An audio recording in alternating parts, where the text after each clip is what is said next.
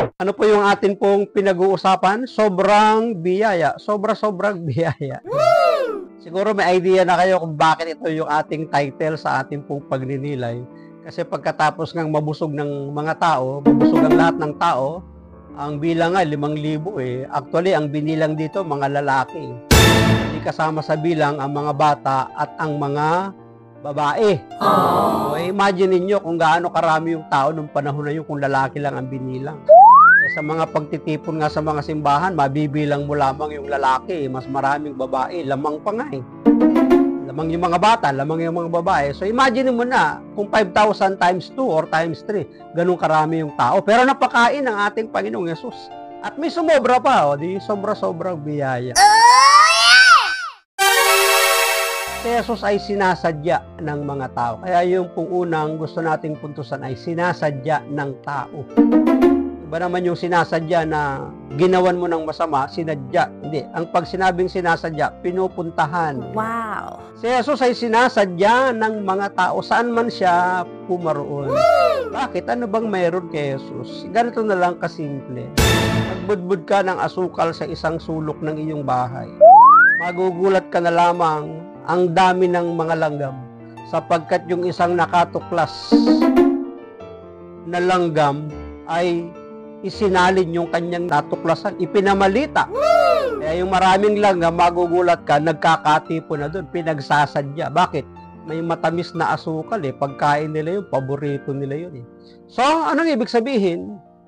Ang mga tao ng mga panahon na yun, para silang nakasumpong ng asukal. Yes! Ano naman yung pinakaasukal ng Panginoon? Eh di yung kanyang mga himala. Wow! Nababalitaan na kahit saan magpunta si Jesus, gumagawa siya ng mga kababalaghan. Yes! Gumagaling ang mga may sakit, nakakakita bulag, nakakalakad ang pilay, nakakapakinig ang bingi.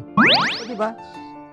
Nabubuhay ang patay. Ang ngayon dito, pinapakain yung mga walang pagkain. Diba? Pinagsasadya siya ng mga tao sa anong dahilan? Dahil yung mga tao nagbabaka sakali na baka sila'y may mapapala.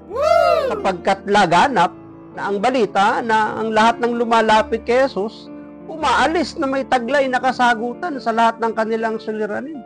At maaaring kahit sa ating panahon ngayon, kapag lumapit ka sa Panginoon, kapag sinadya mo siya, ay uuwi kang matagumpay. Wow! Sapagkat si Jesus noon, si Jesus ngayon, at si Jesus pa rin sa darating sapagkat hindi siya nagbabago.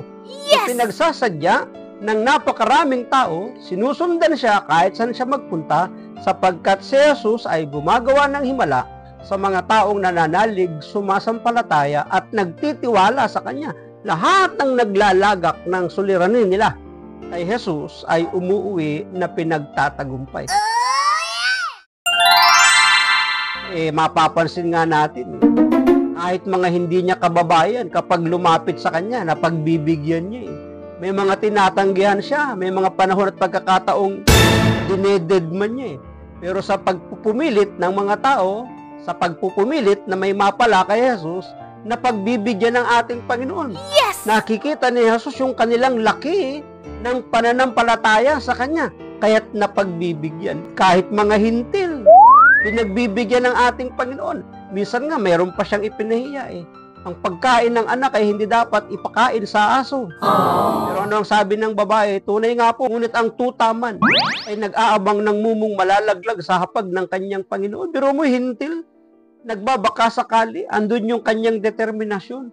Nung makita ni Jesus yung kanyang pananalig, nagulat pa nga siya eh. Walang ganito kalaking pananalig sa Israel. Kaya pinagbigyan yung kanyang hiling. So anong ibig sabihin? Walang magsasadya kay Jesus na mabibigo. Wow! Kapag bibigyan ng ating Panginoon ang lahat ng ating idudulog sa Kanya.